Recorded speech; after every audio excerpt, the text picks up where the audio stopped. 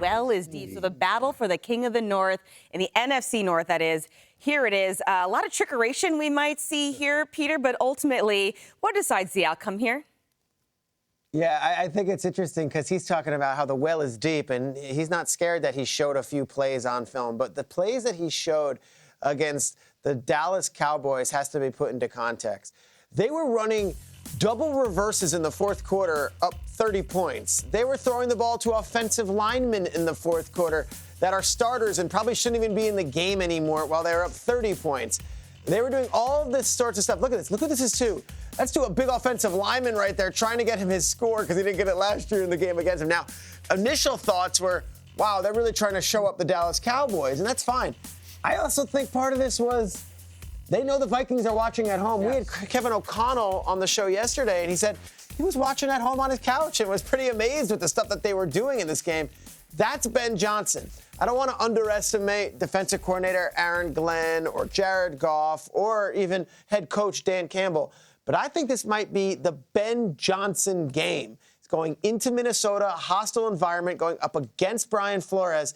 And this is a guy who's been approached for head coaching jobs the past 2 off seasons, has rebuffed them because he wants to stay in Detroit and do the whole darn thing with these guys. Everyone's going to be watching, division rivals, first place on the line. Let's see how deep that playbook goes, and let's see if they can keep this offense rolling. I think if Ben Johnson's offense can score and keep it rocking like they've been the last 2 games, there might be no defense in the league that stops them.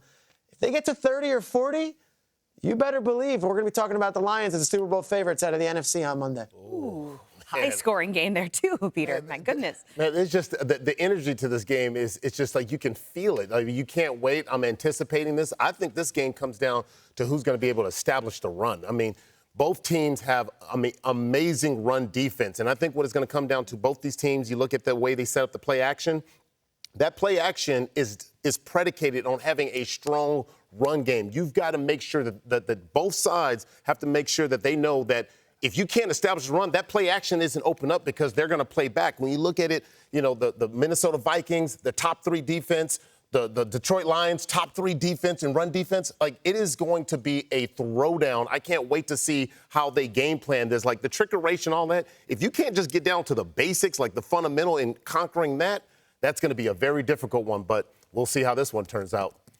Well, listen, I don't know what the city of Detroit is known for as far as food, but one thing Excellent I do know.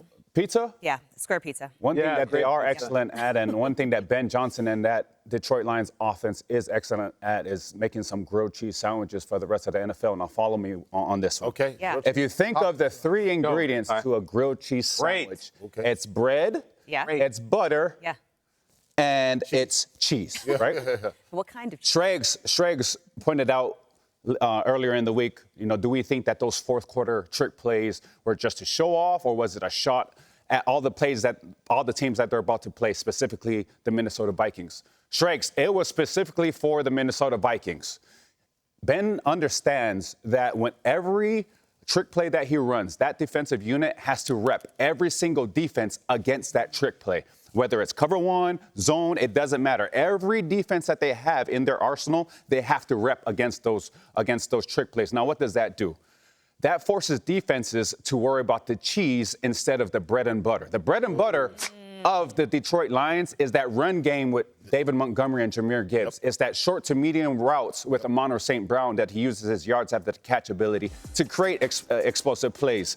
It's Jameson Williams flying down the side of on the sideline and over across the middle of the field to make those explosive plays. It's Sam Laporta coming alive in the red zone. That is the bread and butter of the Detroit Lions offense. If you don't stop the bread and butter of the Detroit Lions offense, you're toast, literally. And Ben Johnson and that offense is so... Kyle really likes that You guys like that one, huh, boys? I want some tomato soup. Hey, I like it. Yeah. But Ben Johnson and that Detroit Lions offense is more than happy to sprinkle in some cheese in there to make you a nice little grilled cheese sandwich. So now that we're all hungry over here and my boys are hungry in New York, KB, what you got?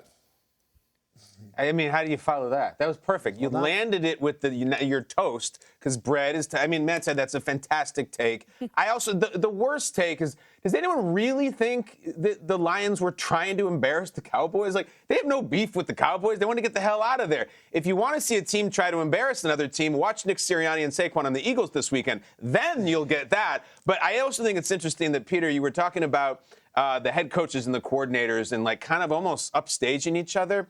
Do you know what a big deal you have to be to upstage Dan Campbell and Kevin O'Connell? These are not shrinking violets. These are big, famous, cool, outgoing head coaches. But it does feel like a Coachella poster. You're going to go grilled cheese. I'm going to go Coachella. Give it this. So Dan Campbell is like 82-point font at the top on the main stage on day one. Kevin O'Connell's 80-point font here. He's got an undefeated team. He looks like he might be the future next great coach. But then you look at that, like, side stage, or maybe even in the dance tent. And it's Ben Johnson. It's Brian Flores. And you're like, I like the headliners a lot. I've seen them several times. I heard that group in the dance tent goes hard. I bet the DJ's loud in there. They're maybe the ones to see. And it's fascinating that we're running coordinator stuff, and I'm into it. The Ben Johnson thing, Peter, has any coordinator ever gotten a job as a head coach mid-season? Like, has any coordinator's stock been this high? I know for years we would talk about Bieniemy and Saleh and all that. I feel like he's going to get hired away. Like, in week 9, his stock is so high. I do think, though, like, I don't want to, like, just spoil this whole thing. The Lions lost their best defensive player, maybe their best overall player, Aiden Hutchinson. This thing has potential for bing, bang, bing, bang. I'm not sure the Vikings defense can stop the Lions offense. It's just they haven't been held under 40 points in a month. Think in a month's time, they've not scored fewer than 40. I don't know how well the Lions defense is going to do against the Vikings. So, like, Jared Goff played in the pre-ultimate shootout game of this generation in the LA Coliseum against Patrick Mahomes. This one may be pseudo-sequel at US Bank Stadium in Minnesota. I don't like the defenses in this game. As much as I like Flores, I like the Lions offense a little bit more. But watch out for the dance tent. I'm telling you, it goes hard. People got pacifiers in their mouth and glow sticks and stuff. It's crazy. That's what we're going to do. Oh, man, that's going to be a good one, man. I think it's going to be awesome. I will say this. At some point in this game, there's going to be a moment where Sam Darnold's going to have to make a big play. And we've already said that about Jared Goff since he's back to the Lions, and I think he showed us against Tampa Bay in the playoffs. He can lead them on a thing. He showed us against the Rams in the playoffs. He can do it. At some point, Sam Darnold, who, Sherry, you beautifully said earlier, has never won 5 straight games in his career. At some point, he's going to have to make this drive and make the play and be the guy. Yeah. And if he does, and they're 6-0, like, maybe we have to stop saying at some point he has to, because he can put that away and say, I did it, guys. I did it. I think there are still a lot of skeptics around Darnold. I might be one of them, just because I have a long body of work of us having great Sam Darnold experiences. What's it going to take? It's a good question. I don't know. When is it be like, I'm in on Darnold. He is the real I don't know. It might take till January, honestly. Yeah. Well, you know, and I don't know. And it's one step further, Akbar, if you don't mind. It's one step further, because J.J. McCarthy is going to be coming back from this injury. Yeah. Like, this might be a one-year deal for Sam, like, where it's almost like Flacco last year in Cleveland, where it's like, well, that was awesome. All right, but we have our quarterback. That's weird. Sam's younger, of course. He's 26 years old. But, like, they just drafted a quarterback. I know. 10th overall. I know. So the Darnold thing's fascinating. And I think we're all waiting for the other shoe to drop. And maybe it just won't. It will. To me, I think this is the game, to me, where I'm going to really, just go all the way in. Because with Sam Darnold, you're going up against this team that has an amazing defense, a run defense. If you can't get that running game going, Sam Darnold is going to have a lot of pressure on him to make things happen. And I think the only way is Kevin O'Connell utilizing some of those outside screens, something just to get the team going horizontal so they can take some vertical shots. But both teams, it's just really scary to see. But this one will say more about Sam Darnold, not only his arm talent, his ability to break down a great defense. I mean, putting the game on his back. This is probably the biggest game he's played in his career. Just kind of going back. I hadn't done all the research, but just going back, I can't remember Sam Darnold 5-0 going up against, the 4-1. I can't remember this type of pressure. So he can handle the pressure and the attack that he's going to be under. I'm saying Sam Darnold is the man.